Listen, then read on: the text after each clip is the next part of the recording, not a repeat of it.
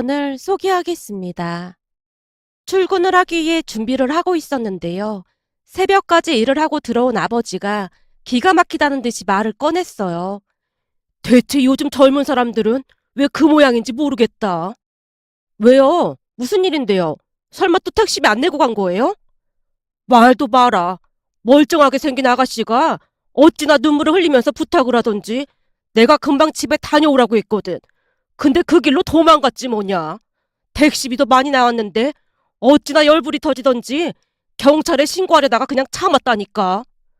아버지, 그러지 말라고 내가 몇 번이나 말했잖아요. 나도 안 그러려고 했지. 근데 착하게 생긴 아가씨가 눈물까지 흘리니까 우리 딸이 생각나서 얼른 다녀오라고 했더니 그대로 도망쳤지 뭐냐. 아버지가 그날 있었던 일에 대해 이야기를 하기 시작했습니다. 그날따라 손님이 없어서 힘들어하고 있던 찰나에 한 여자 손님이 손을 번쩍 들고 서 있더랍니다. 기쁜 마음에 재빠르게 여자 손님 앞에 차를 세웠다는데 술을 얼마나 마셨던지 여자가 비틀거리면서 택시에 올라탔고 아버지가 어디까지 가느냐고 물었더니 경기도까지 간다고 하더랍니다. 순간 아버지가 위치를 다시 물었다는데요. 손님, 경기도 땡땡시까지 택시비가 많이 나올 것 같은데 알고 타신 거죠? 그럼요. 한두 번 타본 거 아니니까 걱정 말고 빨리 가주세요. 아, 네, 알겠습니다. 그럼 출발하겠습니다. 내내 손님이 없어서 걱정하던 찰나에 장거리 손님이 탔다는 마음에 신이 난 채 아버지가 운전을 시작했다고 하네요. 술에 취한 사람이 꺼려지는 건 사실이었지만 대화를 나누다 보니 목소리가 생각보다 멀쩡한 모습에 안심을 했다고 합니다. 거기다 친구와 통화를 하는 모양인지 가는 내내 쉴 새 없이 떠들어대고 있더랍니다. 오늘 만난 남자는 키가 너무 작아서 꽝이었어. 진짜 앵간해야 말을 안 하지. 난 키 작은 남자는 영 싫더라고. 그래서 내 남친 키가 182잖아. 역시 남자는 키가 커야 한다니까. 딱 보니 키가 175도 안 되는 것 같던데 들이대긴 어딜 들이대. 어찌나 들이대던지 얼굴에 술까지 확 끼얹어주고 나왔다니까. 어? 내 남친? 당연히 남친은 내가 집에서 자고 있는 줄 알지. 그 성격에 내가 이 새벽에 나돌아다니는 거 알면 바로 헤어지자고 할걸? 내 남친이 원래 좀 쫌생이의 샌님 같잖아. 사실 키가 좀 크고 직업 좋은 것 때문에 만나는 거지. 그런 샌님 같은 사람이랑 나랑 성격이 맞긴 하겠냐. 거기다 잔소리는 얼마나 많은지 몰라. 며칠 전에도 뭘 배우라 마라 그러더라니까. 아, 결혼? 곧 결혼해야지. 그렇지 않아도 남친 양가 부모님 찾아뵙자고 하더라고. 근데 남친이 내가 서울에 좋은 아파트 사는 줄 알고 있거든?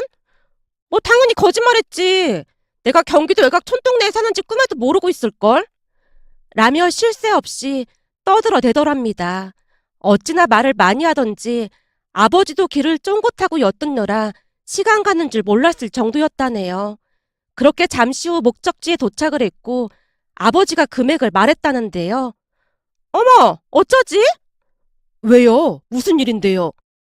여자가 호들갑을 떨어대며 말을 했기에 아버지가 걱정스런 표정으로 물었다는데 역시나 여자 입에서 같은 레퍼토리가 나오더랍니다.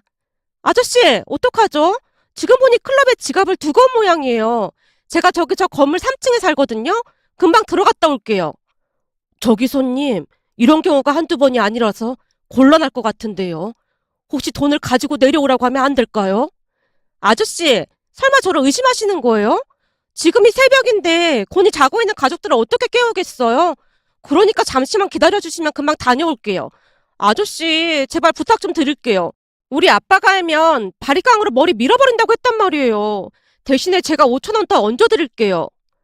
라며 아가씨가 애원하며 눈물까지 그렁그렁 하더랍니다. 그 모습에 마음이 약해진 아버지가 말을 했고요. 골목이 좁아서 안까지 들어갈 수가 없으니 여기서 기다리고 있을 테니까 얼른 다녀오세요. 정말요? 아저씨 정말 감사합니다. 아저씨가 저를 살린 거나 마찬가지예요. 아저씨 완전 복 받으실 거예요. 라며 여자가 급히 골목길로 들어갔다네요. 그런데 들어간 지 10분이 지나고 20분이 지나도 돌아오지 않았고 결국엔 아버지가 그 좁은 골목길에 택시까지 세워둔 채 내려서 여자를 찾아봤지만 물론 찾을 수가 없었고요. 잠시 말을 멈춘 채 양미간을 잔뜩 찌푸리던 아버지가 괘씸하다는 듯이 말을 했어요. 아니 하도 빌어대길래 내가 딸 같아서 다녀오라고 했더니 젊은 여자가 어떻게 그런 먹튀를 할 수가 있냔 말이야. 이러니 우리가 사람을 믿을 수가 있겠어? 요즘은 택시 손님들이 다 사기꾼 같아 보일 지경이라니까. 아버지, 그렇게 이제는 택시를 그만하시라니까요. 이제 일 안 해도 되는데 굳이 왜 사서 고생을 하시는 거예요? 순간 부하가 치밀어 올라 투덜대고 있었는데요. 아버지가 저를 달래듯 말을 했습니다. 아직 한참 일할 나이인데 그만두긴 왜 그만둬? 그만두고 집에만 있으면 네 엄마랑 맨날 싸워서 안 돼. 그리고 집에서 하루 종일 뭐 하라고 그만두라는 거야? 집에서 영화도 보고 아버지 좋아하시는 낚시도 다니시고 등산도 다니시면서 여유롭게 사시면 되잖아요. 그것도 한두 번이지. 내 친구 중에 은퇴한 친구들 보면 하루 종일 시간이 안 가서 아주 고통스럽대. 허구한 날 마누라랑 싸우고 집 나와서 전화하고 난리도 아니라니까. 지금은 다들 나를 얼마나 부러워하는지 몰라. 힘들게 택시 일하는데 부럽긴 누가 부러워한다고 그래요? 힘들어도 내일 있다는 게 어디냐. 난 건강이 허락하는 난 계속해서 일할 거니까 말리 생각하지도 마. 아버지 자식들 다 잘 나가는데 택시를 하신다고 하면 괜히 우리만 손가락질 받는다니까요. 뭔 말도 안 되는 소리를 하고 있어. 물론 니들 직업이 삐까뻔쩍한 건 잘 알고 있지만 난 앞으로도 니들한테 절대 손 안 벌릴 참이다. 아버지, 자식들 잘 키우셨는데 뭘 그렇게 선을 긋고 그러세요? 자식들 잘 키우는 건 부모가 당연히 해야 하는 의무이고 앞으로 우리가 먹고 살 건 우리가 알아서 할 테니까 니들은 신경 쓰지 마라. 평소에도 고집세기로 유명한 아버지가 완강한 목소리로 말을 했습니다. 우리 부모님은 참 대단하신 분들로 아버지는 평생 동안 택시 운전을 하면서 동생과 제 뒷바라지를 하셨고 어머니 또한 닥치는 대로 이런저런 일들을 하면서 평생을 희생하시며 살았습니다. 그런 부모님 덕분에 저는 변호사가 그리고 동생은 의대를 졸업하고 의사가 되었지만 아버지는 여전히 택시 일을 하고 계셨어요. 우리가 매달 생활비를 드렸지만 워낙 검소하게 사신 분들이라 절대 허투루 돈을 쓰시는 법이 없었습니다. 결국 동생과 저는 돈이 아닌 선물로 사서 드렸는데 그것도 항상 비싸지 않은 거라고 강조까지 하면서 드렸지만 우리가 사준 선물들을 애지중지하며 아껴 쓰는 모습이었어요. 그런데 택시비를 먹튀했다는 말을 듣고 어찌나 화가 치밀어 오르던지 아버지께 물었습니다. 아버지, 그 택시한 블랙박스에 저장된 영상 아직도 있는 거죠? 당연하지. 근데 그건 왜 물어? 혹시 그거 확인해 보려고? 근데 거기에 얼굴을 봐도 찾기 힘들기도 하고 시간만 낭비하니까 그냥 잊자. 살다 보면 이런저런 별일이 다 있잖니. 그래도 혹시나 조그마한 단서라도 있을까 싶어서 그렇죠. 그 여자가 클럽 그런 데 자주 간다고 했다면서요. 그랬긴 했지. 말도 마라. 여자가 보통 여자가 아닌가 봐. 남자친구도 따로 있다는 것 같은데 클럽에서 만난 남자들이랑 놀고 그러더라니까. 세상 말세야 말세. 그리고는 아무렇지도 않게 결혼할 거 아니야. 그러니까 블랙박스 보다 보면 클럽 이름이라든지 그런 게 나올 수도 있잖아요. 오늘 퇴근하고 와서 제가 볼 테니까 지우지 마시고 그냥 두세요. 됐다고 하는데 또 고집 부린다. 이봐요, 정승민 변호사님. 변호사님은 경찰이 아니고 변호사니까 제발 그만 좀 하시죠. 아버지가 장난스레 말하고 있었습니다. 아버지, 퇴근 후에 꼭 볼 테니까 그런 줄 아세요.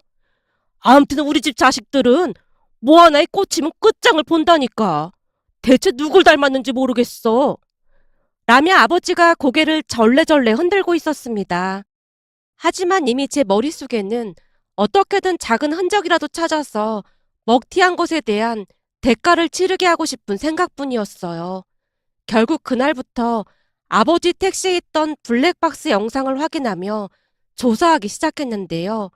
제가 집중하고 있는 모습에 동생이 확신에 찬 목소리로 말을 했어요. 누군지는 모르겠지만 하필 우리 정승민 변호사님한테 잘못 걸려서 앞으로 참 피곤하겠네. 그러게 왜 먹튀를 해서 여러 사람 귀찮게 하고 난리야. 오빠는 할 수 있어. 화이팅! 입만 나불대지 말고 너도 와서 좀 도와주지 그래. 오빠, 난 병원 일만으로도 하루 종일 머리가 아플 지경이야. 집에서만이라도 편하게 쉬고 싶어. 그러니까 그건 변호사님이 알아서 하시죠. 입만 살아서는. 암튼 난 반드시 찾아내고 말 거야. 라며 제가 온 신경을 집중한 채 영상을 확인하고 있었는데요. 영상을 보다가 너무나 놀라서 호흡이 가빠지기 시작했습니다. 그러니까 처음에는 범인을 잡아서 크게 혼내줄 생각이었는데 영상을 확인하면 할수록 감당할 수 없는 일이 벌어지기 시작했거든요. 한동안 영상에서 눈을 떼지 못한 제 입에서 뭐야? 이게 어떻게 된 거야? 라는 말이 계속되자 동생이 다가와 조용히 물었습니다. 혹시 범인 잡을 만한 단서라도 찾은 거야? 아니, 그게 아니라 진짜 황당하네. 왜? 무슨 일인데 그래? 그때쯤 제 얼굴이 새파랗게 질려 있었던 모양으로 동생이 놀란 채 다시 물었습니다. 오빠, 지금 얼굴색이 너무 안 좋은데 괜찮은 거야? 와, 진짜 미치겠네. 왜? 대체 무슨 일이냐니까? 뭐 이런 뭐 같은 경우가 다 있어. 제 입에서 비속어까지 터져나오자 TV를 보고 있던 엄마마저 가까이 다가와 걱정스런 표정으로 물었어요. 왜? 무슨 일인데 그래? 무슨 큰일이라도 난 거야? 그러게 우리가 그냥 조용히 넘어가자고 했잖니. 괜찮으니까 그만 보자. 아니, 그게 아니라 이 사람 내가 아는 사람인데? 뭐? 그러니까 먹튀한 범인이 아는 사람이었다는 거야? 무슨 이런 인연이 다 있냐? 몇 번을 돌려봐도 내가 아는 사람이 맞는 것 같아.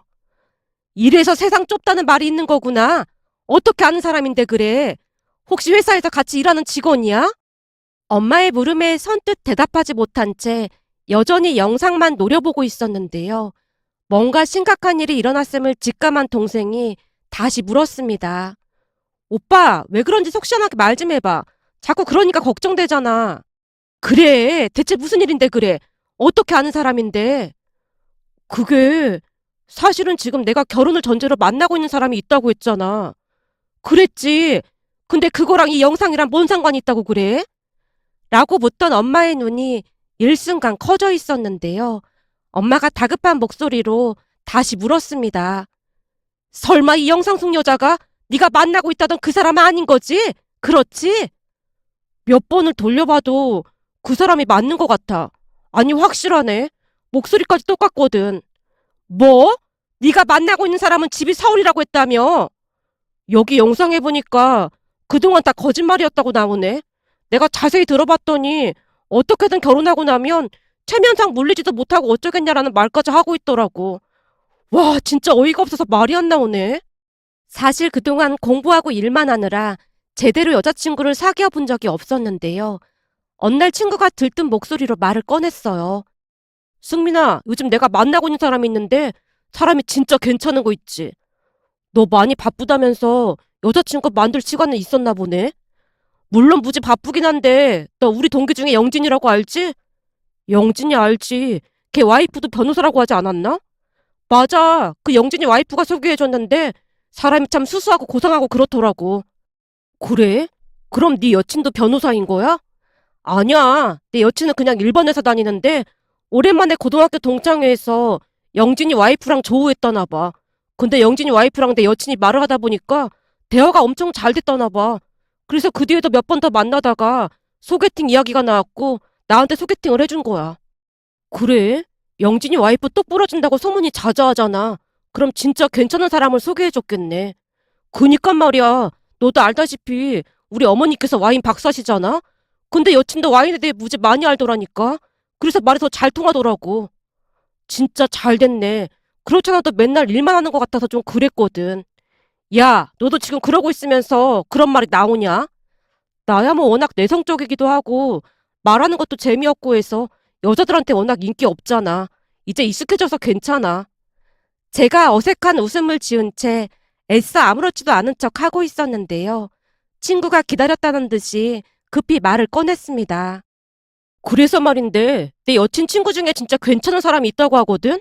그 사람이 소개팅을 좀 해달라고 했다는데 좀 조용하고 진중한 사람이었으면 좋겠다고 했대. 근데 네가 딱 생각나더라고. 어때? 한번 만나볼래? 뭐? 나보고 소개팅을 해보란 말이야? 야, 됐다. 괜시에 소개팅 나갔다가 너랑 네 여친 망신시키면 큰일인데 난 사양할게. 니네 부모님이 뼈 빠지게 키웠는데 너 언제까지 그러고 살 건데? 여자친구 생기니까 우리 부모님도 엄청 좋아하시더라고. 그니까 너무 빼지만 말고 잘 생각해봐. 다른 사람도 아니고 영진이 와이프가 소개해준 건데 뭐 의심할 필요도 없고 우리같이 시간 없는 사람들한테는 이보다 좋을 순 없잖아. 친구가 계속해서 설득하는 바람에 여친을 소개받았고 친구 말대로 여친 또한 참 좋은 사람 같아 보였습니다. 특히나 제가 결혼을 결심하게 된 계기가 있었는데요. 어느 날은 택시를 탔는데 택시 기사님이 실수를 했음에도 그냥 웃으며 다정하게 말하는 모습에 괜찮은 사람이라는 확신마저 들었습니다. 아무래도 아버지께서 택시 운전을 하고 계셨기에 여친의 마음 씀씀이가 마음에 들 수밖에 없었어요. 그 뒤에도 여친은 수수한 모습으로 식사를 하거나 하면 항상 반반 결제를 하며 자신이 합리적인 사람임을 강조하곤 했습니다. 지금 생각해보면 여자친구를 사귀어본 경험이 없었기에 여친의 수법에 그냥 넘어갔던 게 아니었나 싶었어요. 특히나 영진이 와이프가 워낙 똑똑한 사람이었기에 이상한 사람을 소개해줬으리라고는 생각조차 하지 않았던 것 같습니다.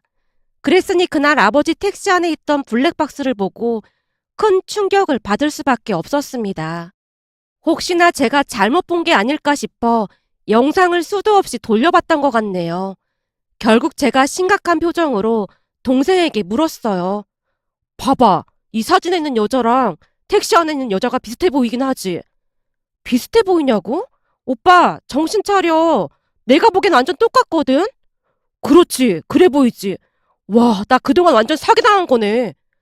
오빠는 변호사직이나 된 사람이 무슨 이런 사기를 당하고 있어. 그러게 그냥 나처럼 같은 직종에 있는 사람 만나라고 했잖아. 우리같이 바쁜 사람들은 그게 제일 낫다니까.